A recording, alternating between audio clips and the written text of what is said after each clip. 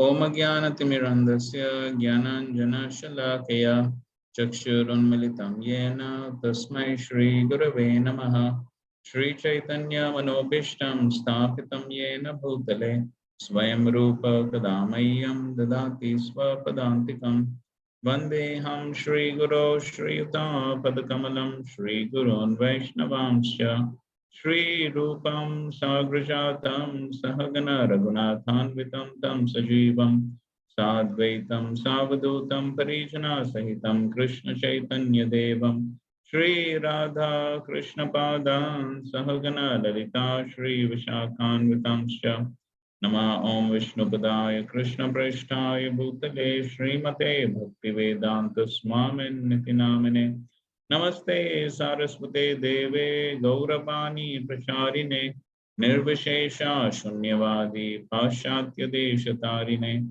Namo Mahavadanyaya Krishna Prema Pradaiti Krishnaya Krishna Chaitanya Namne Gauratvashe Nama Hey Krishna Karuna Sindho Dinabandho Jagatpate Gopesha Gopika Kanta Radha Kanta Namostate Tapta Kanchana Gaurangi Radhe Vrindavaneshwari Vrishabhanu Sute Devi Pranamami Hari Priye Vancha Kalpa Tarubhyasya Kripa Sindhubhya Evacha Patitanam Pavanebhyo Vaishnavebhyo Namo Namaha Jai Shri Krishna Chaitanya Prabhu Nityananda Shri Advaita Gadadhar Shivasadi Gaur Bhakta Vrinda Hare Krishna Krishna Krishna Hare Hare Hare Rama Rama Rama Hare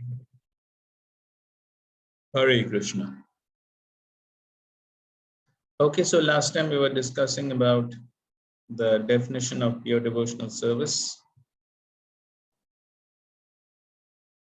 And so we had discussed the Swarup Lakshan, 3 Swarup Lakshan. That is, devotional service is meant only for Krishna,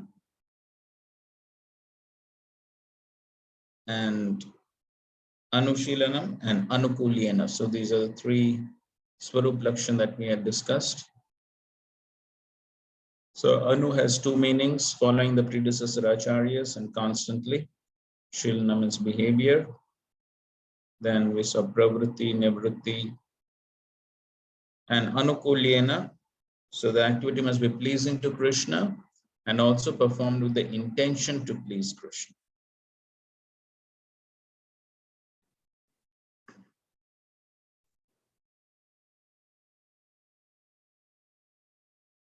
So now coming to the Tatastha Lakshan. So that is Anya Abhilashita Shunyam. Hare Krishna Prabhuji, the slide is still in the first one, so maybe we should reshare it. We're not able to see that.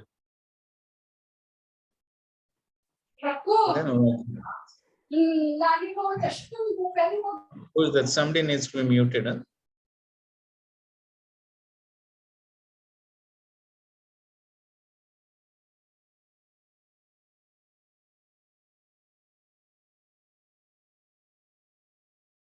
Is it okay now? Yes, Prabhuji.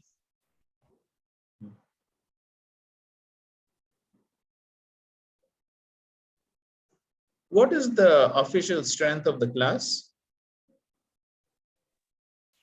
Prabhuji, total we have around 45 plus Prabhuji, people who write exams. And there are 17 here. Yes, Prabhuji, that's what I just sent a message. I don't know why people have not joined. I just sent a message. So who's taking attendance? Prabhuji, Shravya Mataji is on the call, and there is a sheet that people are supposed to fill in. What, an online sheet? Online sheet. So there's no system of automatically attendance being taken? Something like that?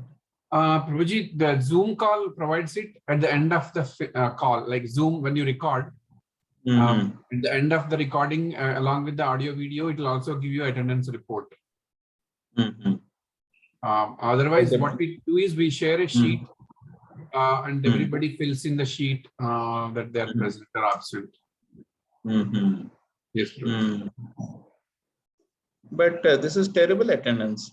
If there are 45, even last time, even till now, I have not seen 45. Yes, Prabhuji. Maximum up to like it goes up to 35 to 38. Some other maybe sent for some. I've not seen 35 also anytime. Maybe some 30. Yes, Prabhuji. Completely apologetic for that. People are working, so some people sometimes they get delayed. So no, this is such an important subject matter, and yes, if people are missing, then no, it's not really good. Yes, we should have committed people on the class. Actually, we having students like this who are coming for time pass and just giving exams. That's useless. So I don't know, till now I have not been keeping track of attendance and things like that. Yeah, but, Prabhuji, one more note is there are families like wife and husband, they attend together, so you might see only one name, but that's also there, Prabhuji. So sometimes you see only one name, but both are watching the same Zoom call. Many cases that like that. Like a lot of husband and wife are there in the call. So the count you see might not be the right count, like to add up to 45, but like there are at least few Matajis, Prabhujis attend together there. That's why. So my request is, so Praveen, are you the one who's coordinating this class? Prabhuji, yes, Prabhuji, in terms of like making sure that it's recorded and everything, I'm doing it. But I can work with Lilananda Prabhu to take the feedback. And so can you send an attendance report of all the units? Yes, Prabhuji. Attendance report is there available. I'll share the link. Yes, I would like to see the attendance report. You mean for the this one, NOD, right, Prabhuji? No, not in all the previous units. Oh, previous units we have attendance report. At the end of the session, every time we send Lilananda Prabhu sends the answer sheets and attendance report as well to BVRV, Anantakapa Prabhu, and Chaitanya Prasad Prabhu, and there are emails for all of them. All the modules we send attendance report at the end of it. So Anand Prabhu has the report. Yes, he has a complete list of attendance from.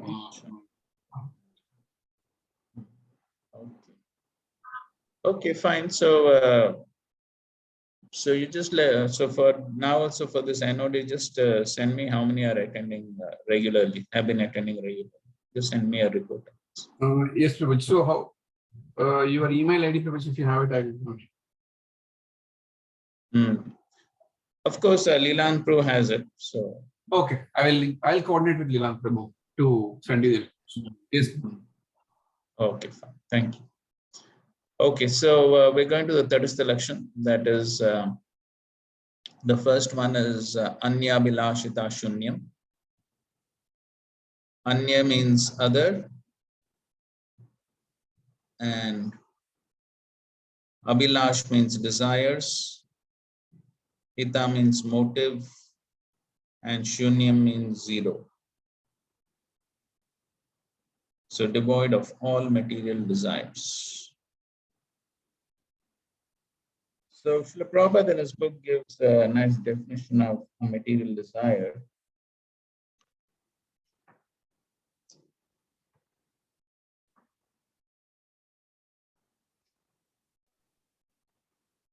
So towards the end of the introduction.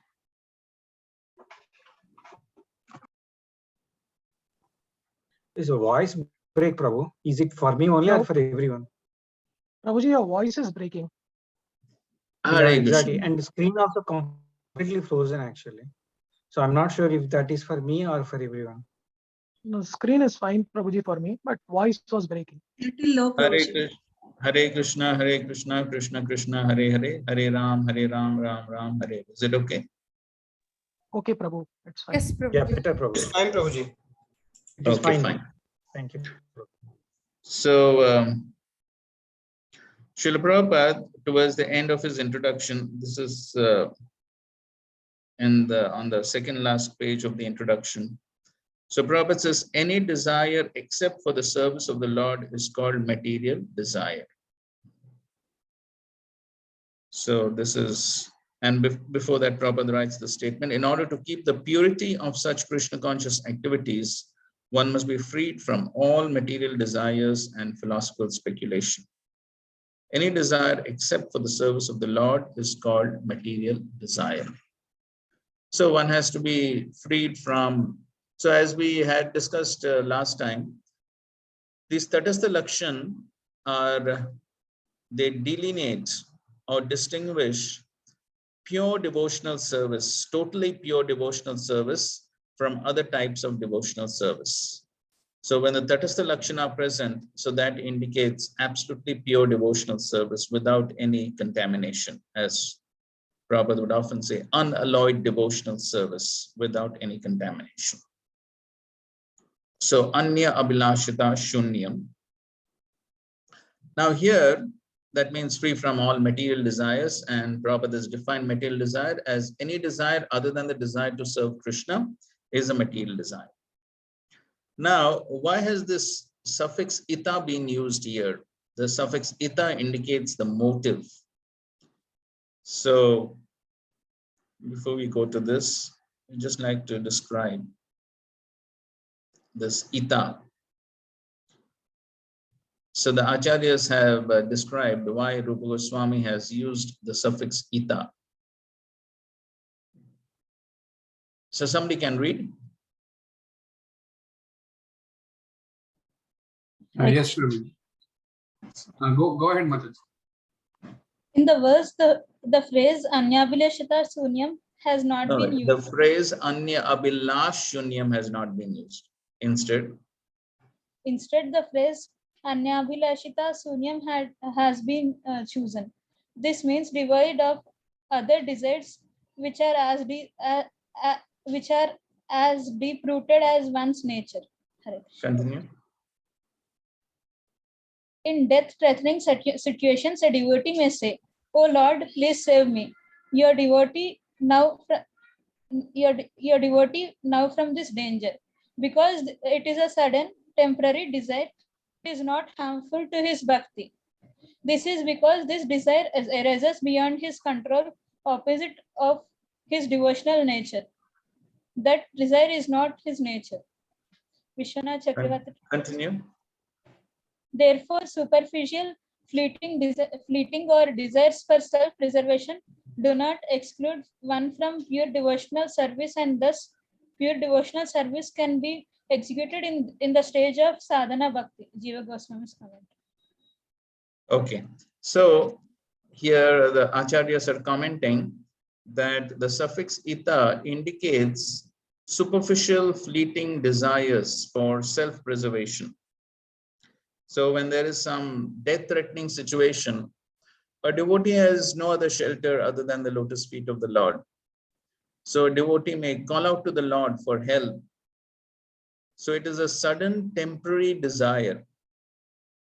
So it is beyond his control, because that's what happens when somebody is facing a life-threatening situation, something very very terrible, very difficult to overcome. So then it's but natural that a devotee prays to the Lord for protection in such a situation. We have examples like Draupadi, Uttara.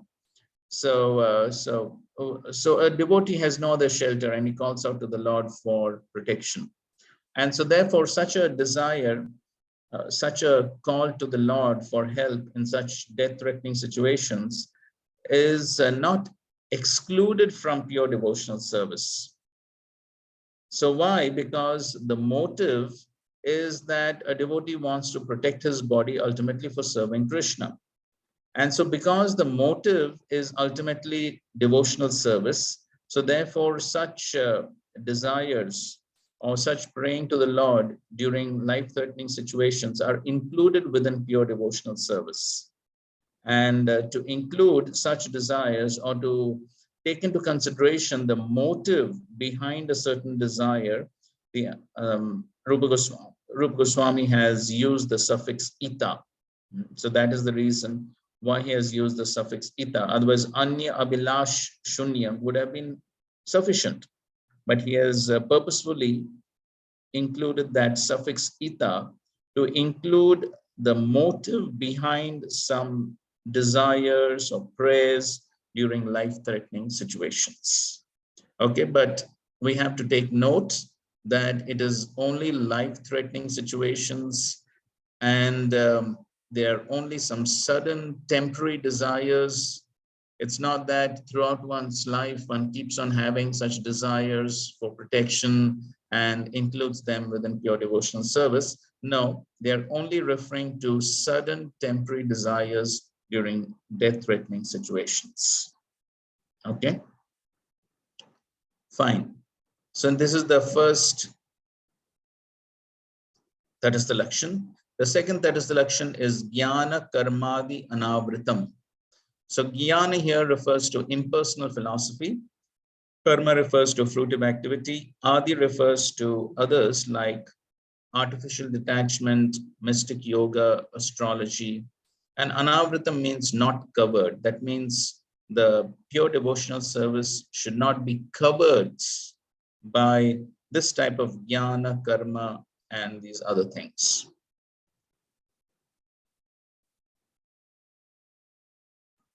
Okay, somebody can read. This is Srila Prabhupada's lecture. Hare Krishna, Prabhuji. Anavritam. Okay, go ahead. Anavritam, uncovered by mental speculation or fruitive activities. Karma kanda, Nana Karmadi, Anavritam, not covered. If you mix up karma with bhakti, if you mix up jnana with bhakti, or if you mix up yoga, it is contaminated. It is not pure. Hare Krishna. Continue. Pure devotional service is given by Rupa Goswami. Anyabhilashita sunyam. No desire for fruitive activities or philosophical speculation or yogic, mystic yogic magic. No, simply how to satisfy Krishna. That is bhakti. Anukulyena means what is favorable, what Krishna desires. That is first class bhakti.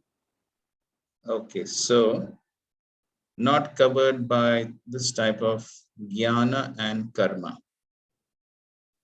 Okay, read. Therefore, superficial fleeting desire. No. Jnanam means inquiry about the differentiated Brahman, not inquiry about the worshipable Lord, for knowledge of the Lord is necessary for bhakti. Karma refers to the daily and periodic duties enjoined by the Shruti scriptures, not to the services offered to the Lord for devotional activities or anusilanam.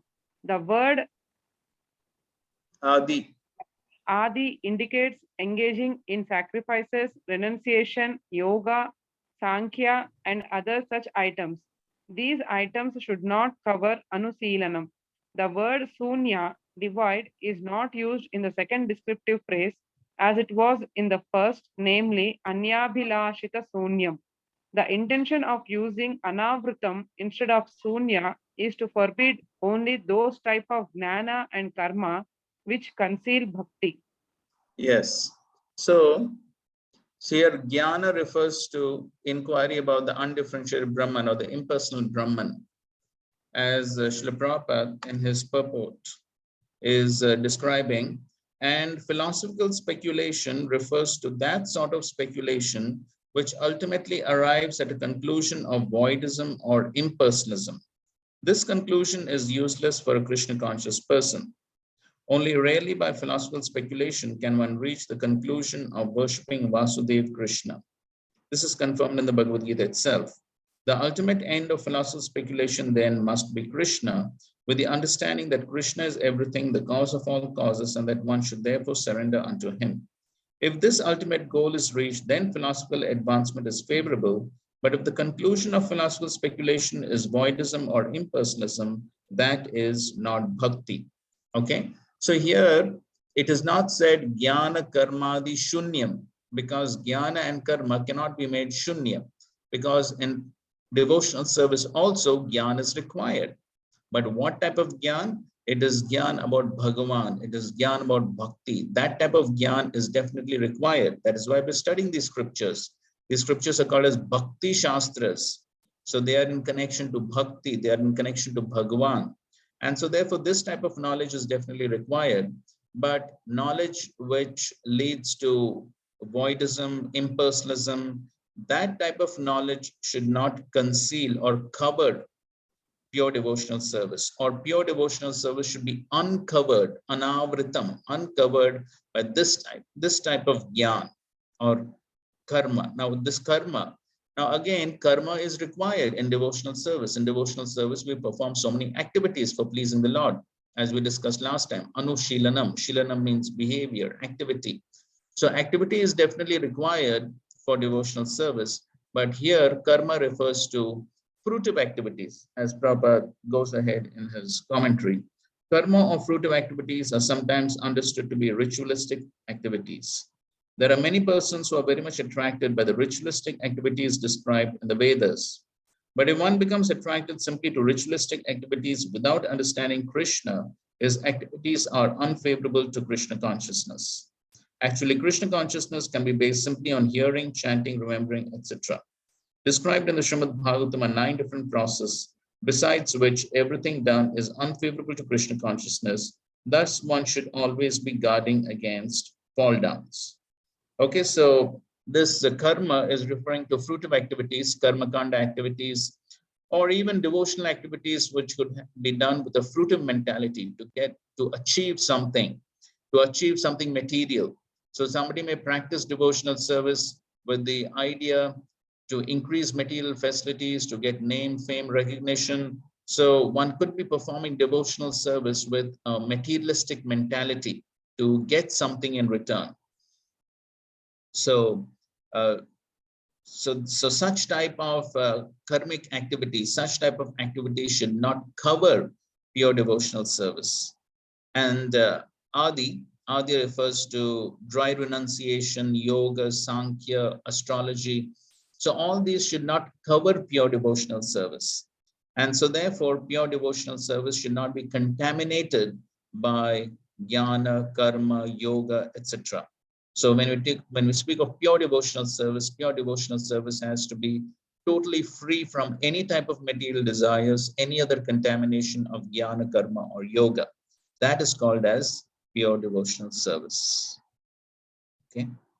So the contamination of Gyan within practice of devotional service could also mean the desire for liberation, because the Gyanis, their desire is liberation, impersonal liberation.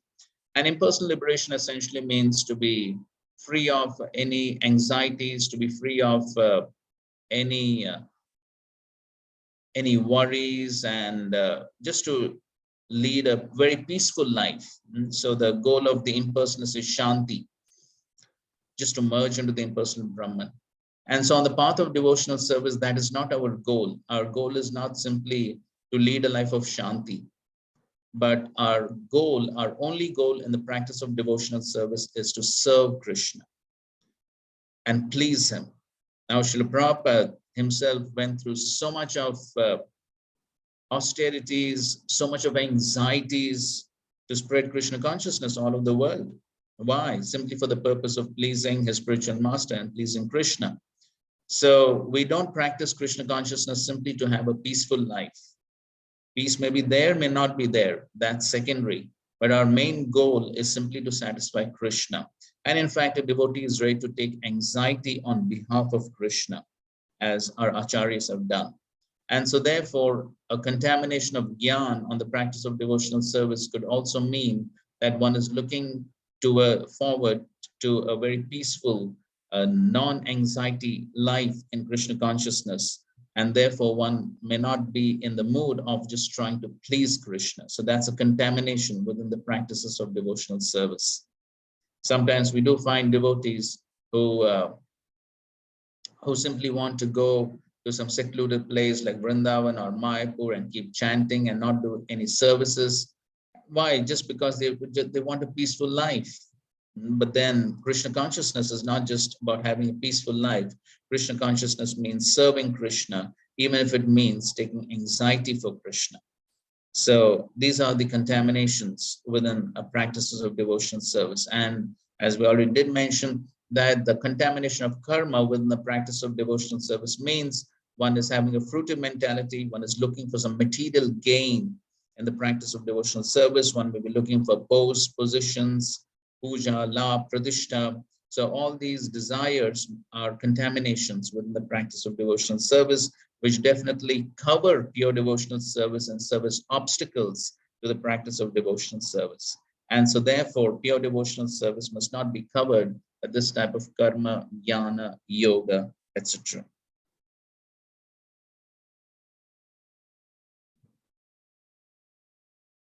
Okay, this is a lecture from Srila Prabhupada, please read. By Giraj Swami, sorry. Hare Krishna Prabhuji. Tatastha Lakshana Karmadi Anavritam. One devotee in Bombay asked Prabhupada, should a devotee save a drowning man if he can, or should he just say that it is materialistic activity and we are only interested in serving Krishna, so we should not interfere with his karma and we should let him die? Continue. Prabhupada replied that in principle, he should not save him because actually we have no business interfering with people's actions and reactions. Then Prabhupada said that there is another consideration called Loka Vikara. Vichara, Loka Vichara, or public sentiment. Continue. A devotee may do something which is not strictly included in the category of devotional service out of consideration for public sentiment, so that the people don't become hostile to the devotees and thus make it harder for the devotees to preach. But if we think that if I don't do some material pious activities, then I cannot achieve bhakti, or some bad will come to me, that is against the principles of pure devotional service. Okay, so pure devotional service is not based on material pious activities like giving charity to the poor or doing some social welfare activities, distributing clothes, blankets, medicines. So all these things are material pious activities which are definitely not required in Krishna consciousness. And so as Giraj Maharaj is giving the example of saving a drowning man. So it's none of our business, but a consideration which can be considered is loka vichar, that is public sentiment. There was one incident, I suppose this was in Melbourne, Australia, where once there was a fire in the neighboring building, neighboring to the temple. And during the daytime, most of the men had gone out on Sankirtan. There were only ladies in the temple. But these ladies, somehow they helped the people in the building. They saved the people in the building from the fire. And next day it was in the newspapers and the Hare Krishna devotees were appreciated. And when Srila Prabhupada saw that, he was happy because then that makes the people favorable. And that favorable attitude of the people will definitely help in preaching. And so the point is that, so we can do something like that, saving people from a fire or saving people from drowning. Or of course, in the recent times, we had devotees distributing prasadam during the pandemic, the corona pandemic. And we do find devotees helping people during earthquakes, tsunamis, and such natural calamities and disasters. And so this may seem to be some social welfare activity, some material pious activity, but the main consideration is this loka vichar, And so we want people to have a favorable opinion about the Hare Krishna devotees, because then that will help us in our preaching. So ultimately, the purpose is to please Krishna, to please Srila Prabhupada. And so if that is our motive, then yes, then we can be doing some activities like this. But the understanding should be very clear that it is not that pure devotional service is dependent on such material price activities. Okay, so that's basically the discussion on this definition of pure devotional service. So the Svarup Lakshan are Anukulyena Krishna Anushilanam, and Tatastha Lakshan are Anya Vilashita Shunyam and Gyana Karmadi Anavritam. Okay. Now there is another definition of pure devotional service, which is taken from the Narada Pancharatra, which Srila Prabhupada also writes in his book, which Srila Rupa Goswami is quoting. So this is a famous verse, Sarvapadi Vinirmuktam Tat Paratvena Nirmalam Rishikena Rishikesha Sevanam Bhaktir Uchate. Bhakti or devotional service means engaging all our senses in the service of the Lord, the Supreme Personality of Godhead, the master of all the senses. When the spirit soul renders service unto the Supreme, there are two side effects. One is freed from all material designations, and one's senses are purified simply by being employed in the service of the Lord. So this is parallel to the definition of pure devotional service. So this is Jiva Goswami's commentary as given by Bhanu Swami. So he says that Tat Paratvena, with devotion to him, taking him as the highest object, is the equivalent of Anukulyena. Sarvapadi Vinirmuktam, devoid of all conditions, is equivalent to Anya Vilashada Shunyam. Sevanam is the equivalent of Anushilanam. Nirmalam, without blemish, is the equivalent of Gyana Karmadi Anavritam. The superior nature of this bhakti, Uttamatvam, is understood by its very nature, and this is not stated in words. So that's how this definition, as given in the Narada Pancharatra, is equivalent to the definition given by Rupa Goswami, and therefore Rupa Goswami is also quoting this definition of pure devotional service. Okay, fine. So that's the discussion on the definition of pure devotional service. Okay, fine. Okay, any questions? Hare Krishna Prabhuji, Dhanavad Pranam. I have a question. Go ahead. So Prabhuji, the pious or materially pious activities, especially the example where the drowning man to be saved. But Jeev Daya and Paradukhe Dukhe are the prime characteristics of Vaishnavas, no Prabhuji. So correct. I mean, reading that, somebody may think that it is not required for us to do such activities, no Prabhuji. I mean, I understood that we should not think that that is bhakti is dependent on that. That is absolutely the message of the definition. But the way it was said, it is like you don't need to do that. I mean, you saw a drowning man. For whatever reason, you thought, no, I won't save him today, and it is okay. Will it affect? Yes. So yes. So if one is not capable of saving the person, then it's not considered a sin that, okay, the devotee was not able to save the drowning man. Nor if he saves, it is not that that's going to affect his bhakti. Okay. Right.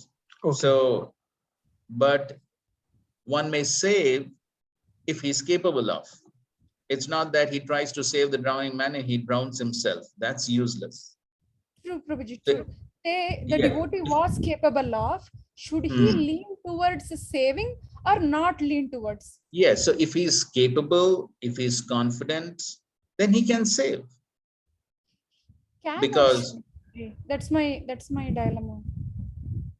Now we cannot say should, because we cannot, even Krishna doesn't interfere with the free will of the living entity.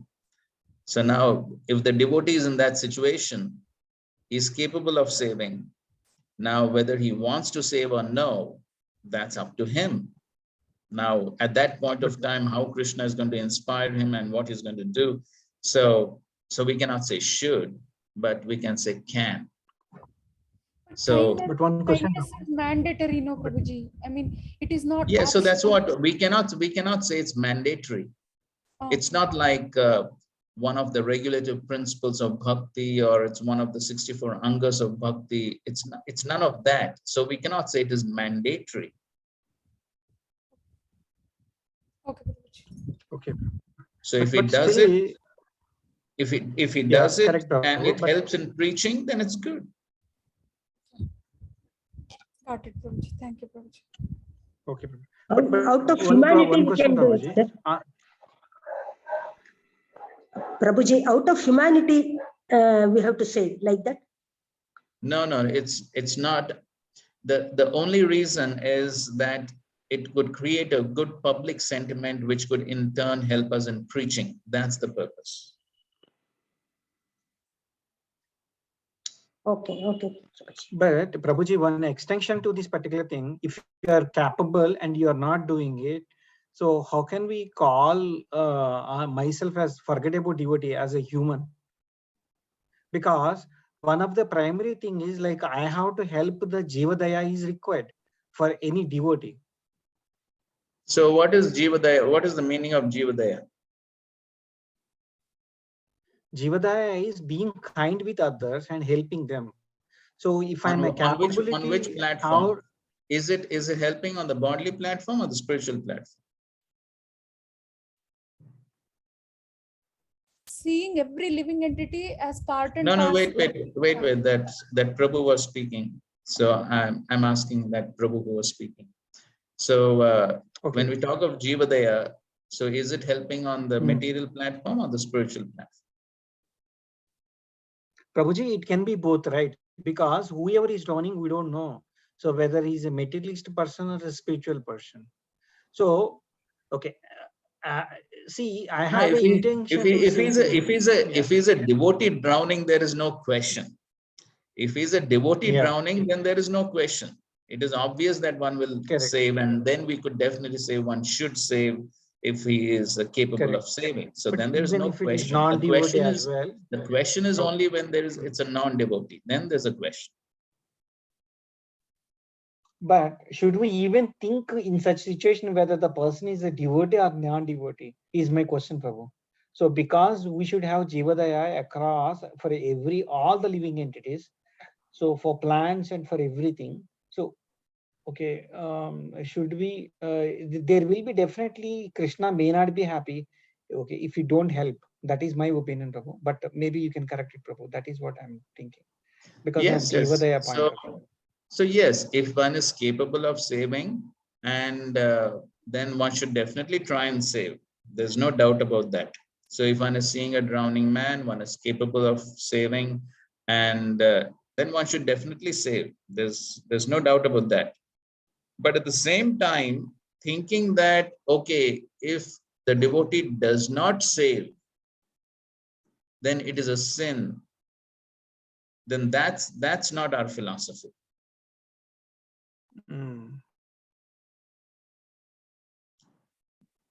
So if he does not save, or if he does save, it is not something which is going to affect bhakti. Because for a materialistic person, there is the important factor of karma, which is definitely taken into consideration. But one small extension, Prabhuji, I understood the point. But okay, a devotee cannot even think that I'm a devotee. Okay, so it is very difficult because devotee itself is very, very, very, very high standard. So according to Prabhupada, so is not in a devotee is not in a materialistic platform. So in that particular situation, so I myself should think that I'm not a devotee and should help. Correct, no, Prabhuji? Because I don't know what level I am. If I think I'm a devotee, I'm proud. Yeah. In fact, it is very difficult to call anybody, at least myself, as a devotee because of the standards which we have right now. So yes, But I don't know. we are definitely trying to practice devotional service, isn't it? Correct, correct, correct. So we are trying to practice devotional service, and so therefore, if one is capable of saving, then yes, one should definitely do that. If one should definitely do that, and help. But then at the same time, if one is confident about it.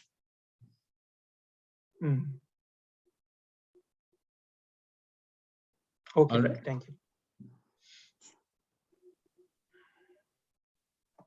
Any other questions?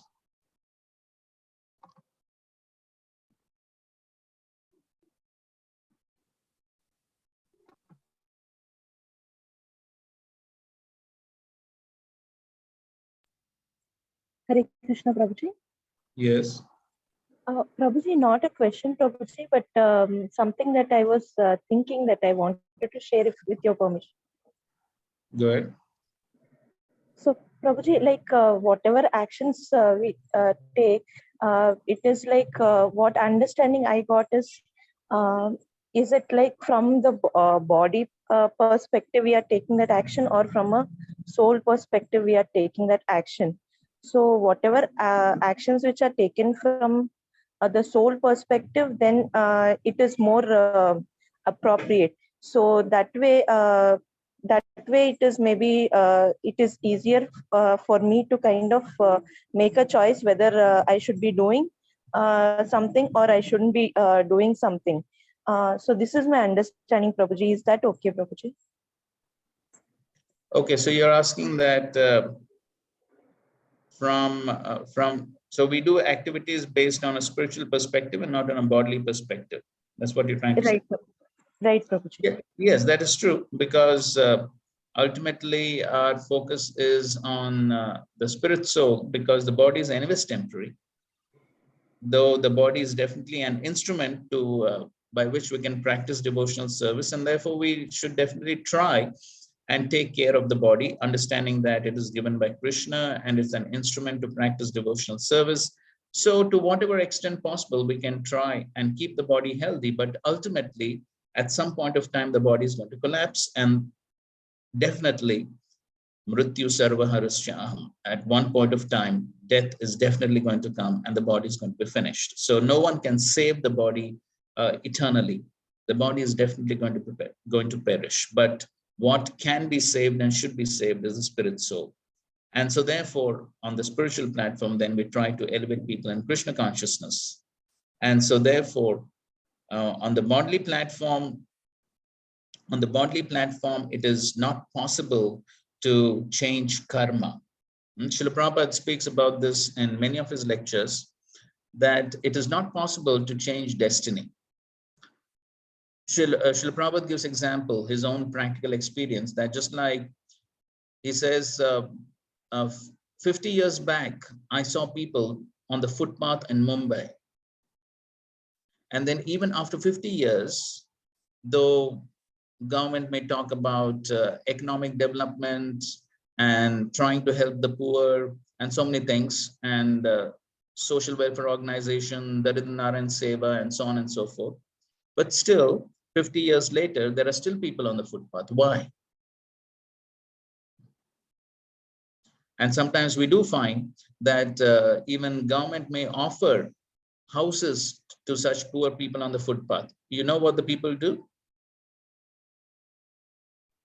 They let it out, Prabhuji, and then they still continue to beg. Exactly. They rent them out, sell them, and they continue to stay on the footpath. Why? That's destiny. It's difficult. It's practically impossible to change. And then Srila Prabhupada says, and then when I went to America, I thought only in India there are people on the footpath. But then when I went to America, then even there are people on the footpath, lying on the benches in the park. Why? And these people are born of rich families. But it is just destiny that even though they're born of rich families, they're educated, but they're on the footpath. And so therefore, on the bodily platform, we cannot change destiny. Even if we try to, we cannot, because the laws of material nature are strict. And so therefore, we saw that lecture of Giriraj Maharaj. He makes that point that ultimately, so if that person is destined to drown, then nobody can do anything about it. So therefore, well, if a devotee is inspired to save, then yes, fine. But we cannot interfere with the karma of that person. And therefore, if it is just the karma of the person to die on that particular day, even if a devotee happened to be passing by, Krishna will not inspire him to save. And then we cannot blame the devotee, saying that why the devotee didn't save the drowning man. Because it's karma. And that karma is very powerful. Nobody can change it. So therefore, we find verses in the Bhagavatam like tasyeva heto prayate kovido na labhyate tad bhramati upari adha tal labhyate dukkavad anyata sukham. Just like distress comes without asking, happiness is also going to come without asking. Happiness and distress in life are destined. And similar thing, Prahlad Maharaj also says. So happiness and distress are destined. And so all these things happen according to karma. And therefore on the bodily platform, if we can try and help, well and good. But ultimately, Prahlad Maharaj also gives that famous verse where he talks about these three examples, that even in the presence of the best of the doctors, patient dies. Even in the presence of the best of boats, like the Titanic, people drown. And even in the presence of parents, children die. So unless Krishna sanctions, it cannot happen. So the topic of karma and destiny is very complex.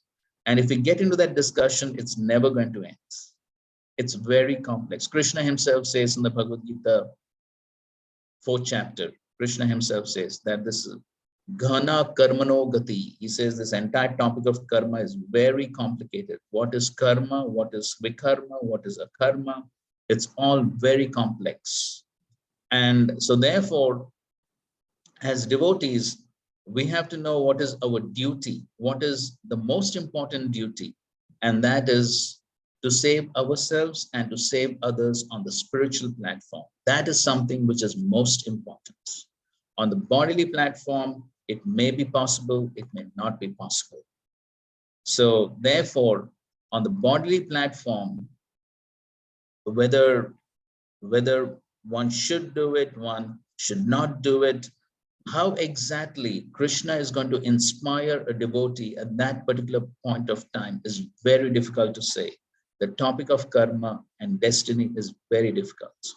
But as devotees, we should definitely know what our duties are as devotees. And as devotees, our duties are definitely to help people on the spiritual platform. That is definite. And on the material platform, something limited. We are limited because Srila Prabhupada told that famous story of the prodigal son, taken from the Bible, but Srila Prabhupada used that, of the boy who's loitering on the streets and somebody is giving some food, somebody is giving some clothes, somebody is giving some medicine, but ultimately it's all going to be temporary. The child is going to be happy only when he's reunited with his father. That's the only way the child is going to be happy. Every other type of help is going to be temporary. And so therefore, we have to be convinced on this point that we are not for social welfare activities. That's not our duty to help people on the material bodily platform. Our duty is to help people on the spiritual platform. On the bodily platform, whatever is possible. That's what our acharyas have taught us. Hope that's clear. Yes, Prabhuji. Okay. One question, Prabhuji. Yeah, it makes sense. Oh, go ahead, Mataji. Thank Go you, ahead, Mataji. Prabhuji, also there was recently I heard in a lecture that when you interfere like in someone's karma, like someone is experiencing their karma, you're trying to stop it or you're trying to change it, it also is not good for you personally. So is that also having some scriptural basis, Prabhuji? Is that correct? Is that understanding correct? Yes. So Srila Prabhupada said that especially social welfare activities per se. See, as devotees, even when we are doing some apparently social welfare activities, like we are doing food for life, but what are we distributing? We are distributing prasadam. It's not just food. And ideally, even when we're distributing prasadam, we are supposed to encourage people to chant the holy names. The same applies with any type of apparently social welfare activity. So devotees do help people with, there are some devotee doctors who give medicines, and some devotee doctors do these cataract operations and things like that. But in all these situations, the goal is always spiritual. That means we may do these material activities, but then we are helping them on the spiritual platform simultaneously. Simultaneously, we are trying to help them on the spiritual platform. It's not just the material activity.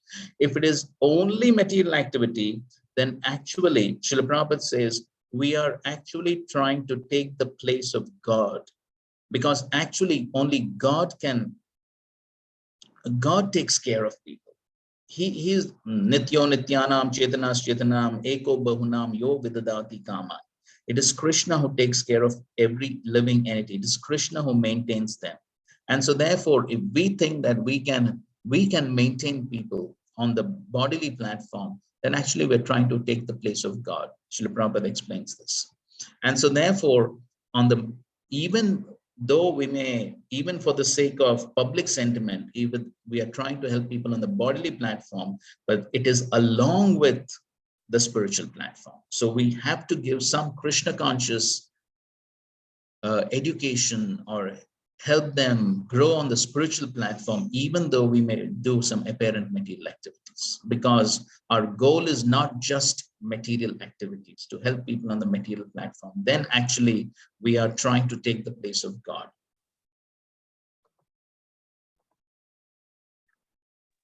Thank you, Prabhuji. Hare Krishna. Hare Krishna, Prabhu. Can I ask one question, Prabhu? Okay, that's the final one on this topic. Okay, Prabhu. See, like you're talking about destiny. So if you just leave the person or set of persons as it is their destiny, but like how do they get the mercy of Krishna, Prabhu? Is like one of the example, like Prabhupada has even helped beggar. Okay, he started giving prasadam, and then he allowed him into the temple. And there was one story, Prabhuji, and then slowly he became like a completely devotee. I mean, giving prasadam itself is not a material; it is like a spiritual. But that is not encouraged, Prabhu. Yeah, we give prasadam to everyone. Everyone, okay. Yes, so not from a cash point of view, not from a money point of view, we should not be giving. Is that we are trying to say there? Not from a materialistic point of view. Is that no? We are giving prasadam to help people spiritually. Okay. That's the main reason. Okay. Okay, got it. Thank you. Right? Okay, fine. So we go to the next chapter. That's chapter 1, characteristics of pure devotional service. So this is the verse from the Bhakti Rasamrit Sindhu. Kleshagni Shubhada Moksha Lagutaprit Sudurlabha Sandrananda Visheshatma Shri Krishna Akarshni Chosa. So Kleshagni Shubhada Moksha Lagutaprit Sudurlabha Sandrananda Visheshatma Shri Krishna Akarshni. So these are the six The characteristics. slide is in the Prabhupada only, like it's not moved to the is it? Are you I don't showing know why the slope? You're not, I don't know. I don't know why it's happening here. Yeah. I didn't have this experience.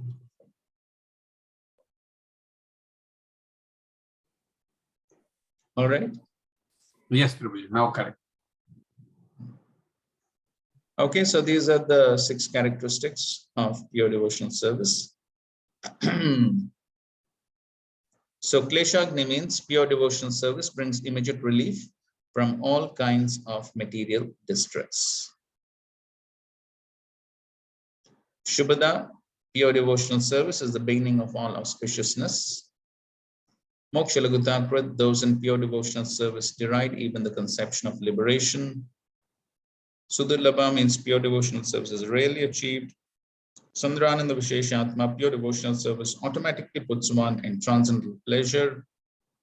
And Sri Krishna Akarshana means pure devotional service is the only means to attract Krishna. So we'll discuss each one of them. Now, the order of these six characteristics is important because that is the order in which they appear.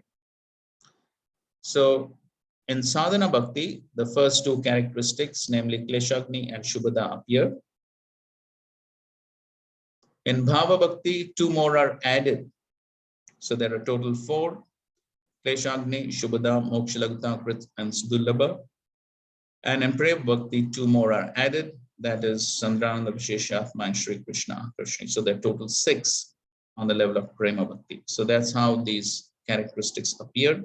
And so therefore the order in which these characteristics are written is important.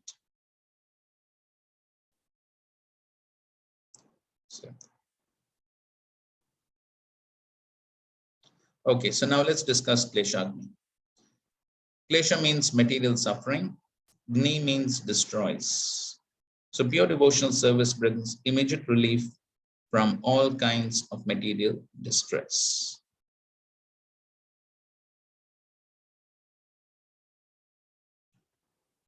So there are three kleshas or causes of suffering. So the Bhakti Rasamrita Sindhu says, Kleshastu papam tad bijam avidya cheti tetridha. So three causes of suffering are, first of all, avidya, ignorance is the root cause. That leads to bijam, that is the material desires, and that leads to papam, the sinful actions. And as a result of the sinful actions, the consequence of the sinful actions is suffering. So these are the three basic causes of suffering.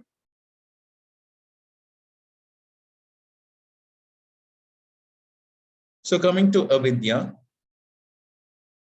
So avidya, as we know, avidya means ignorance of one's real self.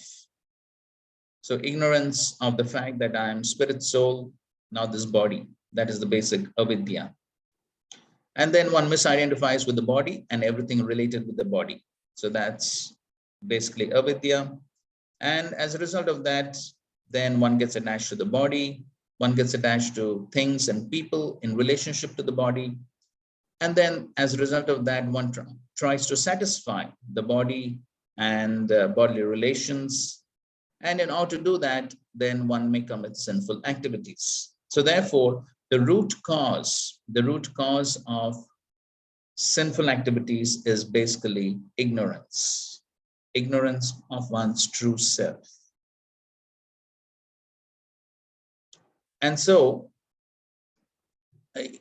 now Rupa Goswami describes how Krishna consciousness destroys these various causes of suffering. So how ignorance is destroyed by the practice of Krishna consciousness, that is described by Srila Prabhupada. So you can see in Srila Prabhupada's book, towards the end of this description of relief from material distress. So you see the title, Relief from Material Distress. And under the title, you go towards the end. And so somebody can read the last paragraph. Krishna, Prabhu. May I read, Prabhu? Yes, go ahead. This tight knot. Okay. Last paragraph. Similarly, Yes. the blazing fire of the Krishna No, consciousness is no. Before this tight knot of false ego. Page 7, Prabhu. oh, page 7. Sorry, I meant to get the book. Okay. Yeah, Prabhuji, I can read it. Can I read? Yes, whoever has Prabhuji. got it, read it. Go ahead, Teja Mataji. No, it is Deepa here. Deepa Mataji, go ahead. Hare Krishna, Prabhuji, Dandavad Pranam. This tight knot of false ego is due to ignorance. As long as one is ignorant about his identity, he is sure to act wrongly and thereby become entangled in material contamination. This ignorance of factual knowledge can also be dissipated by Krishna consciousness, as is confirmed in the Padma Purana as follows. Pure devotional service in Krishna consciousness is the highest enlightenment, and when such enlightenment is there, it is just like a blazing forest fire, killing all the inauspicious snakes of desire. The example is being given in this connection that when there is a forest fire, extensive blazing automatically kills all the snakes in the forest. There are many, many snakes on the ground of the forest, and when a fire takes place, it burns the dried foliage, and the snakes are immediately attacked. Animals who have 4 legs can flee from the fire or can at least try to flee, but the snakes are immediately killed. Similarly, the blazing fire of Krishna consciousness is so strong that the snakes of ignorance are immediately killed. Hare Krishna. Okay, so Krishna consciousness has been compared to the blazing fire. And so by the blazing fire of Krishna consciousness, the snakes of ignorance are immediately killed. So Srila Prabhupada explained that a devotee can never be in ignorance because Krishna gives knowledge. As we see in the Bhagavad Gita, the famous verses 10:10 and 10:11. Tesham satayuktanam bhajatam pritipurvakam dadami buddhi yogam tam yenamam upayanti te. And the next verse, Tesham evanukampartam aham ajnanajam tamaha nashyami atmabhavasto jnanadipe nabhasvata. So Krishna himself says that he gives knowledge. He destroys the darkness of ignorance by lighting the lamp of knowledge. So in this way, Krishna himself, within the heart of the devotee, destroys ignorance and gives knowledge. And that's actual knowledge. When Krishna reveals from within the heart, then that's actual knowledge. And so therefore, a devotee cannot be in ignorance. Srila Prabhupada gave the example of Gaur Kishodas Babaji Maharaj, who was illiterate. He could not even sign his name, but at the same time, when he spoke with all Shastric references. So how Krishna reveals. And so therefore, we also know the other famous verse from the Chaitanya Charitamrita, Krishna Surya Sam Maya Hai Andhakar, Jaha Krishna Taha Nahi Mayara Adhikar. So wherever there's Krishna, Krishna is like the sun. And so therefore, in the presence of Krishna, there cannot be the darkness of ignorance or the effect of Maya. So that's how a pure devotional service destroys ignorance. That is the root cause of suffering. And we also have this famous verse from the Srimad Bhagavatam. Vasudeve Bhagavati Bhakti Yoga Parayojitaha Janyatyashu Vairagyam Jnanam Chayad Ahaitukam. By rendering devotional service under the personality of Goddess Sri Krishna, one immediately acquires causeless knowledge and detachment from the worlds. So these are 2 byproducts of the practice of devotional service, Gyan and Vairagya. Okay, so that's regarding Avidya. Now coming to the next cause of suffering, that's Bijam, that is the material desires. So Avidya leads to the material desires. That's the Bijam, because one is attached to the body, then one tries to satisfy the body. And that's basically a material desire. Any desire other than the desire to serve Krishna is a material desire. That's called as the Bijam, the seeds of material desires. So now, Srila Prabhupada explains that how these seeds of material desires or the material desires can only be destroyed by the practice of devotional service. And so in this connection, he quotes from the 6th canto of the Srimad Bhagavatam, the beginning of the 6th canto in the 1st chapter, where Parikshit Maharaj, he asked Shukdev Goswami this question as to how the people, because at the end of the 5th canto, Shukdev Goswami spoke about the hellish planets and how people are put to such terrible suffering in the hellish planets. And so as a compassionate Vaishnava, Parikshit Maharaj asks, how can these people be saved from such hellish conditions? And so then Shukdev Goswami begins as a spiritual master. He tests Parikshit Maharaj and he gives an answer on various levels. And so initially, Shukdev Goswami speaks about Karmakand and the process of Prayashchitta, atonement, by various Karmakanda rituals and sacrifices. And so in response to that, Parikshit Maharaj, he says, this is useless. This is like Kunjera Shauchavat. This is like an elephant taking bath. So even though somebody may perform sinful activities, then he does some atonement on the Karmakanda platform, some ritualistic ceremonies and sacrifices. But then the sinful material desire seed does not go away. And therefore, once again, he commits the same sinful activity. And then Shukdev Goswami speaks about the process of Gyan, tapasa Brahmacharyana, shamena damenava. So he speaks about basically the process of Gyan, where one practices tapasya, brahmacharya, and control of the mind and senses, etc. And then Parikshit Maharaj says that even that is not very effective because, okay, that may destroy the reactions to sins, but then just like by fire, bamboo trees in a forest may be destroyed by a forest fire, but because the roots are still present, then when the rains come, the roots are once again going to grow, and the bamboo trees are once again going to grow. So even that is not very effective. And so then Shukdev Goswami speaks the famous verse, Kechat kevalya bhaktya Vasudeva parayana, Narayana parayana, Agam dunvanti katsneya, Niharam iva bhaskara. So it's only Kechit kevalaya bhaktya, it is only by pure devotional service to the Supreme Lord Narayan that these sinful desire seeds are destroyed. Just like when there is sunlight, then the fog is immediately dissipated. So ultimately, it is only by the practice of devotional service that these sinful material desire seeds can totally be eliminated. Srila Prabhupada gives the example of a person suffering from venereal disease. So he has to undergo severe pain and medical treatment and is then cured for the time being. But because he has not been able to remove the sex desire from his heart, he must again indulge in the same thing and become a victim of the same disease. So medical treatment may give temporary relief from the distress of such venereal disease.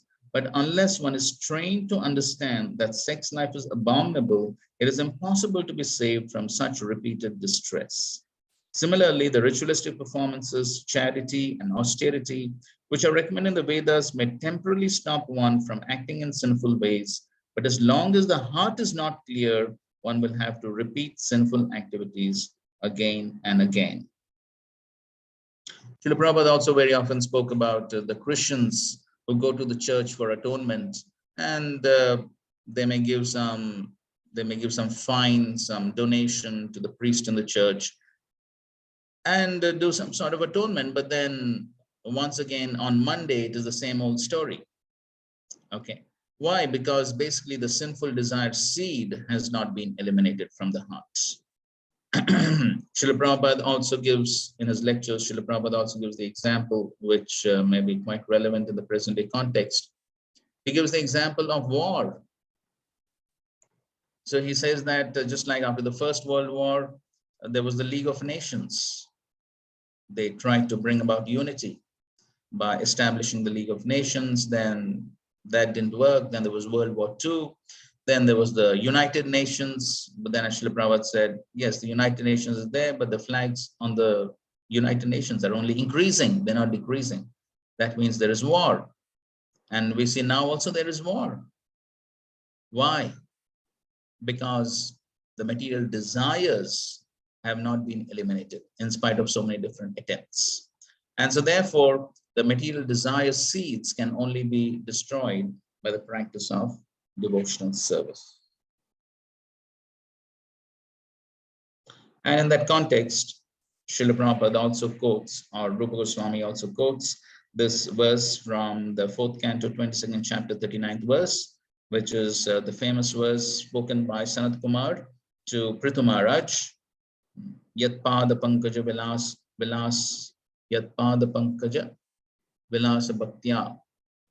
So there is this beautiful verse, which essentially says, the bhaktas with their transcendental devotional service unto the lotus feet of the Lord become so overwhelmed with transcendental bliss that automatically their desires for material enjoyment stop. Desires for fruitive activities are strongly rooted, but the trees of desire can be uprooted completely by devotional service, because devotional service employs superior desire. So as you may have studied in the Bhagavad Gita, the concept of higher taste, param drishtva nivartate. So because on the practice of devotional service, one develops the higher taste by serving the Supreme Lord, therefore one is easily able to give up the lower taste of trying to fulfill material desires. Otherwise, Srila Prabhupada often gave the example of Vishwamitra Muni, that how even though he practiced tapasya for 60,000 years, but still he was distracted from his practice.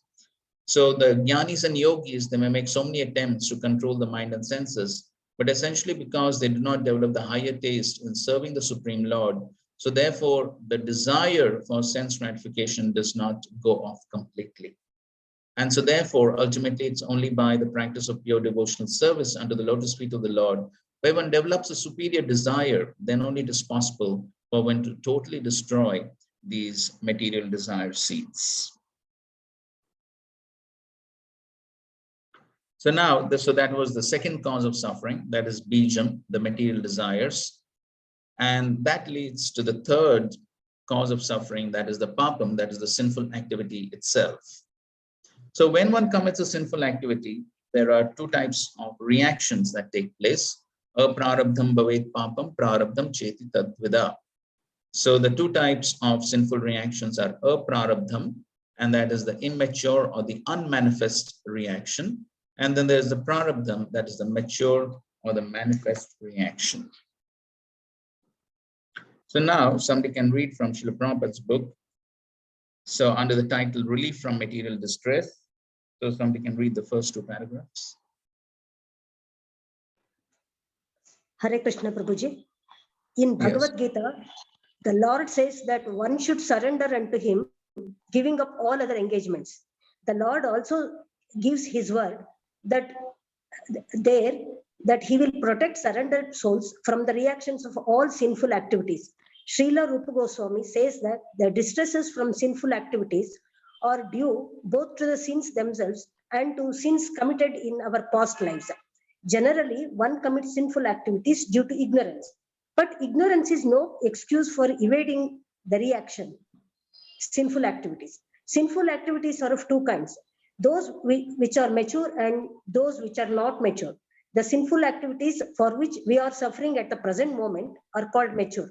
The many sinful activities stored within us for which we have not yet suffered are considered immature. For example, a man may have committed criminal acts but not yet been arrested for them. Now, as soon as he is detected, arrest is awaiting him. Similarly, for some of our sinful activities, we are awaiting distresses in the future, and for others, which are mature, we are suffering at the present moment. In this way, there is a chain of sinful activities and their concomitant distresses, and the conditioned soul is suffering life after life due to these sins. He is suffering in the present life the results of sinful activities from his past life, and he is meanwhile creating further sufferings for his future life. Mature sinful activities are exhibited if one is suffering from some chronic disease, if one is suffering from some legal implication, if one is born in a low and degraded family, or if one is uneducated or very ugly. Okay, so these are the examples of prarabdha karma. One is having some chronic disease, born in a low family, one is not so beautiful, uneducated, and so on. The list is, of course, endless. But whatever we are suffering right now, whatever we're suffering, that's the prarabdha, the mature or the manifest reaction to our past sinful activities. And aprarabdha means it's not yet manifest. The reaction is going to come, but it is not yet manifest. Srila Prabhupada is going to example. So just like there's a thief, he has committed a theft or any other crime, the police is looking for him, but he is yet to be caught. So till the time he's not caught and punished, then it is aprarabdha. It is the reaction is unmanifest. So Srila Prabhupada also gives the example of a disease. So there is what is known as an incubation period of a disease. So somebody may contract an infection, but one may not immediately get the symptoms of the disease. So there's a time gap between infection and manifestation of the symptoms. So that's technically called as an incubation period. So that's now from this perspective, we can say that's aprarabdha. Till the point of time, the symptoms don't become manifest. And then at a certain point, the symptoms become manifest, then it's prarabdha. So in this way, there are two kinds of sinful reactions, that is the aprarabdha and the prarabdha. Now, Rupa Goswami describes that how the aprarabdha are destroyed by the practice of devotional service. So now somebody can read the next paragraph. There are many results. Hare Krishna, Prabhuji. Hare Krishna. There Yes. are many results of past sinful activities for which we are suffering at the present moment. And we may be suffering in the future due to our present sinful activities. But all of these reactions to sinful deeds can immediately be stopped if we take to Krishna consciousness. As evidence for this, Rupa Goswami quotes from Srimad Bhagavatam, 11th canto, 14th chapter, verse 19. This verse is a connection with Lord Krishna's instruction to Uddhava, where he says, "My dear Uddhava, devotional service unto me is just like a blazing fire, which can burn into ashes unlimited fuel supplied to it. The purport is that as a blazing fire can burn any amount of fuel to ashes, so devotional service to the Lord in Krishna consciousness can burn up all the fuel of sinful activities. For example, in the Gita, Arjuna thought that fighting was a sinful activity, but Krishna engaged him on the battlefield under his order, and so the fighting became devotional service. Therefore, Arjuna was not subjected to any sinful reaction." Okay, fine. So here, again, the example is being given of a blazing fire. So just like the blazing fire can destroy any amount of fuel. So similarly, all this aprarabdha karma that is stored and which is going to manifest, all of it is burnt by the fire of Krishna consciousness, devotional service. So that's what happens when one takes to devotional service. It burns to ashes all this aprarabdha karma, and therefore it does not manifest, because one is simply performing activities for the pleasure of Krishna. And Krishna is giving that assurance, as Srila Prabhupada, right at the beginning, he quotes from the Bhagavad Gita, "Sarvadharman parityaja mamekam sharanam vraja, aham tvam sarva papebhyo mokshayishyami ma sucha." So that is what Krishna does. He neutralizes all these sinful reactions. And so therefore the aprarabdha is definitely destroyed by the practice of devotional service. Now, as far as the prarabdha is concerned, for understanding how even the prarabdha is modified by the practice of devotional service, for that Rupa Goswami quotes this verse from the 3rd canto of the Srimad Bhagavatam. This is Mother Devhuti. After hearing the teachings of Lord Kapila, Mother Devhuti is glorifying devotional service. And so she speaks this famous verse, "Yannamadeya shravana nukirtanad yat pravanad yat smaranad api kvachit shvado api santya savanaya kalpate kuta punaste bhagavan nudarshanad." So she says, even a person born in a family of dog eaters immediately becomes eligible to perform Vedic sacrifices if he once utters the holy name of the Supreme Personality of Godhead or chants about him, hears about his pastimes, offers him obeisances, or even remembers him. Okay, somebody can read this from the screen. Hare Krishna, Prabhuji. Yes. Dandavat Pranam, Prabhuji. Papam. Sinful acts cause reactions in the form of unfavorable circumstances, such as low birth, acquisition of bad qualities, and suffering. These are all removed by bhakti. In some cases, the circumstances cannot be removed immediately. Such a case is one's birth. By performing bhakti, one cannot change one's birth from particular parents within this lifetime. Some circumstances, such as sickness, can be destroyed. As well as that, the bad qualities and the suffering caused by bad qualities or circumstances are destroyed by bhakti.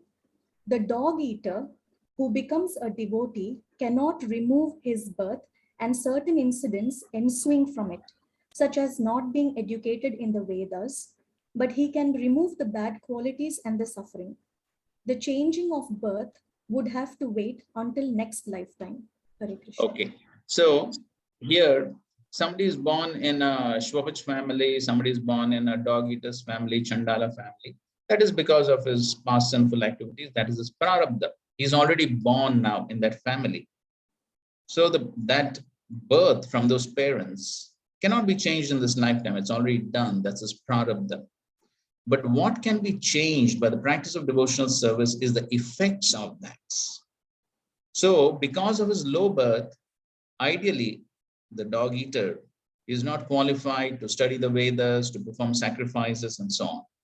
But by performing bhakti, now he becomes qualified to perform Vedic sacrifices. Okay.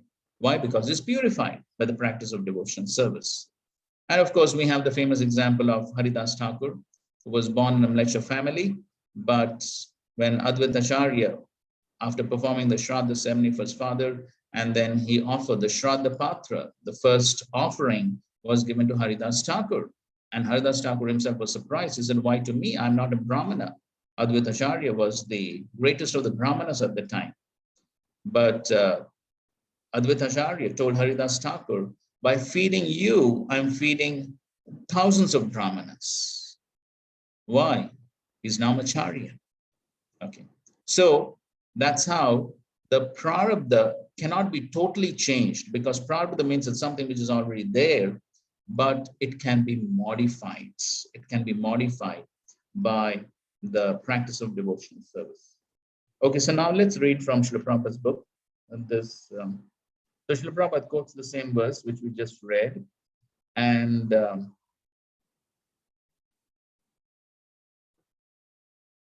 okay, so somebody can read after that verse. So Prabhupada gives the translation of the verse. Srimad Bhagavatam, 33rd chapter, verse 6.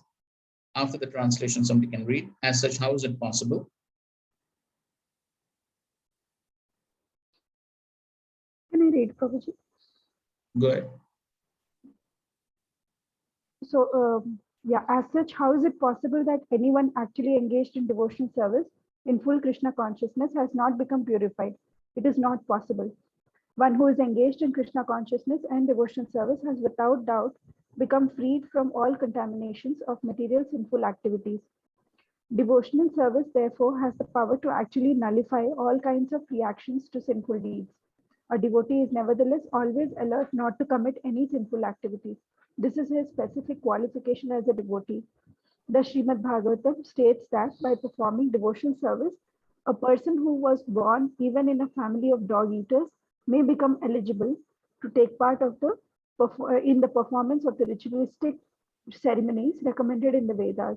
It is implicit in this statement that a person born into a family of dog eaters is generally not fit for performing yajna or sacrifice. The priestly caste in charge of performing these ritualistic ceremonies recommended in the Vedas is called the Brahmana order. Unless one is a Brahmana, he cannot perform these ceremonies. Continue. A person is born in a Brahmana family or in a family of dog eaters due to his past activities. If a person is born in a family of dog eaters, it means that his past activities were all sinful. But if even such a person takes to the path of devotion service and begins to chant the holy names of the Lord, Hare Krishna, Krishna Krishna, Hare Hare, Hare Rama, Rama Rama, Hare Hare, he is at once fit to perform the ritualistic ceremonies. This means that his sinful reactions have immediately become neutralized. Yes, so because he's become purified, then he becomes qualified to perform the Vedic ritualistic sacrifices, even though he's born in a low family. Okay. Yes, so this is the verse from the Padma Puran, which Prabhupada also quotes in Bhagavad Gita 9.2. Aprarabdha phalam papam kutam bijam phalonmukam krameneva praliyeta Vishnu bhakti ratatmanam. So there are 4 kinds of effects due to sinful activities, which are listed as follows: the effect which is not yet fructified, the effect which is lying as seed, the effect which is already mature, and the effect which is almost mature. So all these are krameneva, gradually they are destroyed by Vishnu bhakti. So now another important point here is, so you can see on the screen, papam results in these 2 effects. So it basically, from papam there's aprarabdha. Now from aprarabdha there is prarabdha, one result, that is the direct physical or emotional suffering, and the other result of aprarabdha is kutam, which is indirect suffering by increased sinful proclivity. So every time one commits a sinful activity, not only one gets a reaction for that, but the proclivity or the tendency to commit sin also increases. That is what is called as kutam. So the same thing shown here. Okay, so this is how, so from papam there's aprarabdha, which is the unmanifest reaction. And then from aprarabdha, there are 2 effects. One is the prarabdha, that is the manifest reaction, which is also called as phalonmukam. And then there is the kutam, the sinful propensity increases. So every time one commits a sinful activity, the propensity to commit sin increases. And then as a result, then once again, there is the bijam, the sinful desire seeds. And then once again, the person commits the same sinful activity. That's how the cycle continues. So therefore, here you can see it as a cycle. So the root cause is avidya, ignorance, leading to bijam, the sinful desire, papam, the sinful action. Then there's aprarabdha, the unmanifest reaction. Aprarabdha has 2 effects. There's the prarabdha, the manifest reaction, that is the suffering. And at the same time, there's the kutam, or the sinful disposition, which increases. And once again, there is the bijam, and that's how the cycle continues. But as we have been discussing, devotional service has the power, the potency to destroy each part of this sinful cycle, or the cycle of sin. Every component of this cycle can be destroyed by the practice of devotional service. Hare Krishna Prabhuji, what does it Just mean one that second. kutam? Yes, kutam means the propensity to commit sin. Okay. Means you have not committed sin, but you have a tendency, your thinking Yes, is that exactly. way. Yes, the tendency to commit sin, or the propensity to commit sin, that increases every time one commits a sinful act. Okay. And bijam is a particular material desire to commit a particular sinful activity. That's material desire. The bijam is very specific. Of course, there are unlimited bijas for unlimited sinful activities. But when you talk of bijam, it is very specific. Kutam is a general proclivity or a tendency to commit sin. Okay, so this. Okay, fine. So that's the discussion on the various stages of sin, and how by the practice of devotional service, all these various stages are destroyed. So now the next question that arises is, then as far as a devotee is concerned, a serious devotee is practicing devotional service, then as Krishna says, aham tvam sarva papebhyo, then all the sinful reactions are destroyed by surrendering to Krishna. Then even when one circumambulates Tulsi Devi, we chant yani kani cha papani brahma hatyadi kani cha. So even the sin of killing a brahmana, even that is destroyed by pradakshina of Tulsi Devi. So how many times we have done pradakshina of Tulsi Devi? So all our sinful reactions are supposed to be destroyed by that, isn't it? So how many of us can say that we are practicing devotional service since a few years, and so there is no more suffering in our life? So we see there is suffering even in the lives of devotees, correct? So then why is it so? If all sinful reactions are destroyed by the practice of devotional service, then why do we find devotees still suffering? So we will, yes, Sarvadharma. So we will have a discussion on this point in our next class, why devotees undergo suffering. And then we will discuss the remaining characteristics of pure devotion service. So in any case, so any questions on today's discussion? I mean, this discussion on Kleshagni, on the various stages of sin.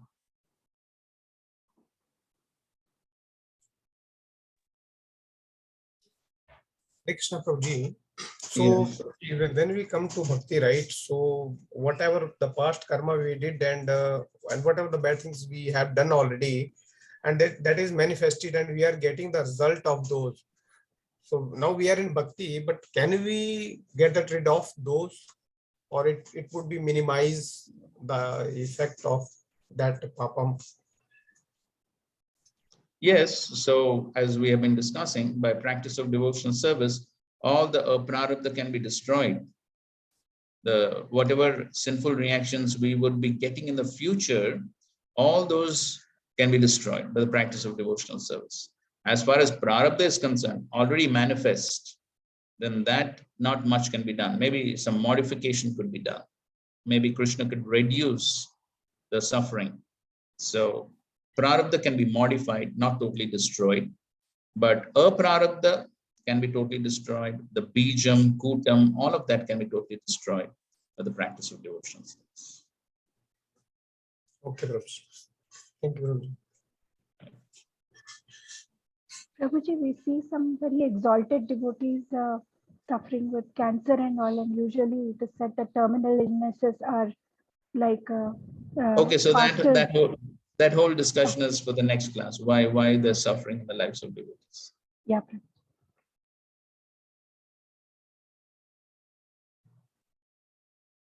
Hare Krishna Prabhuji, I heard a word called Sanchita Karma. Is it aprarabdha karma, Prabhuji? Sanchita Karma?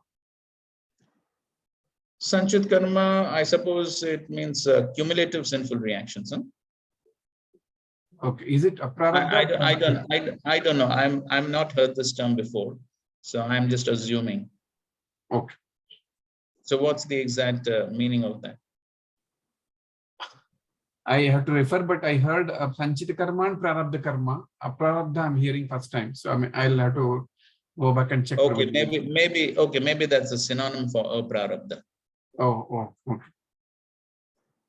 Because yes, so Sanchit may be like a storehouse. So it's stored karma. So aprarabdha is like stored karma. It's yet to manifest. Yes. Yeah, Prabhuji. As per Google, it says it's heaped together one of three kinds of karma. It is some of one's past karmas, all actions, good and bad from one's past lives, follow together to the next life, the entire heaped karma.